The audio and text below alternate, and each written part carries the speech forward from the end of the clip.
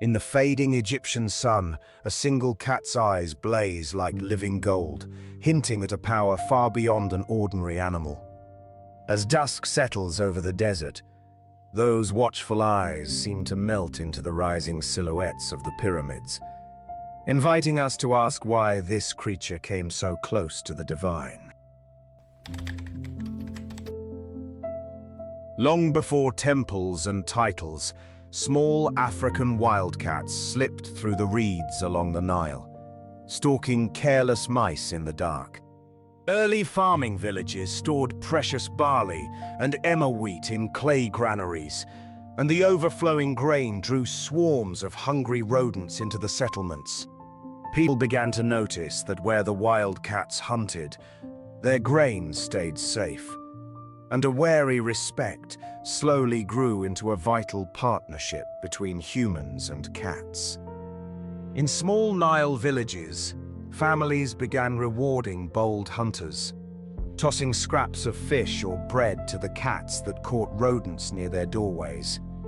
Over generations, people favored the calmest, least fearful animals, slowly turning wild desert hunters into the first gentle house cats of Egypt. Inside a cool mud brick house by the Nile, sacks of precious barley and emmer wheat were guarded more carefully than gold. A sleek cat padded between the grain bags, driving off rats, mice, and even snakes that could wipe out a family's entire harvest. By protecting food stores from these hidden threats, cats became quiet guardians of survival for villages along the Nile. Over time, Egyptians began to see these calm, watchful animals as living guardians of the doorway, the hearth, and the family table. A single cat could mean fewer snakes in the courtyard, more grain in the storeroom, and peaceful sleep for children who dreamed beside their silent protector.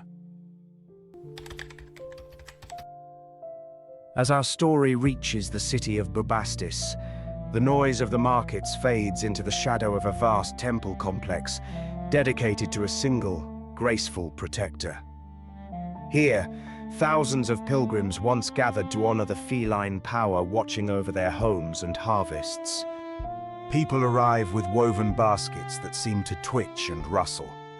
Inside are cherished cats, carried as living offerings to Bastet, the cat-headed goddess of joy, music, and fiercely protective love. In her honor, the ordinary house cat becomes a bridge between fragile human life and divine protection. Inside her sanctuaries, artisans carved sleek, alert cat heads onto polished statues of Bastet, and tiny protective amulets worn against the skin. Real cats wandered freely between incense-dark columns, so sacred that harming one was a grave crime, sometimes punished by death. By the New Kingdom, wealthy nobles and pharaohs kept pampered cats as cherished companions, adorning them with tiny gold earrings and jeweled collars. Tomb painters even showed these elegant cats seated beneath royal chairs, a subtle way to place them among the honored members of the household. Beneath temple floors, priests filled vast underground galleries with carefully bound cat mummies, stacked in endless shadowed rows. Each tiny linen-wrapped body or painted wooden coffin was a sacred gift to Bastet and a hoped-for companion in the Egyptian afterlife. Today, archaeologists carefully brush centuries of sand from cat statues and tiny mummies, uncovering stories once buried along the Nile. From vast cat cemeteries to painted scenes of cats beneath banquet tables, these finds reveal how deeply cats were woven into everyday Egyptian life. Today, as cats chase toys across living rooms and curl on laptops, they still echo a journey that began beside the Nile.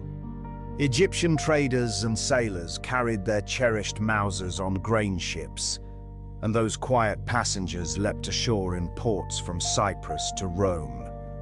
From these Mediterranean harbors, the descendants of sacred temple companions spread across continents, until the Egyptian house cat became the world's familiar pet. From the first wild hunters in Nile marshes to the companions of queens and gods, cats have walked beside humanity for over 10,000 years.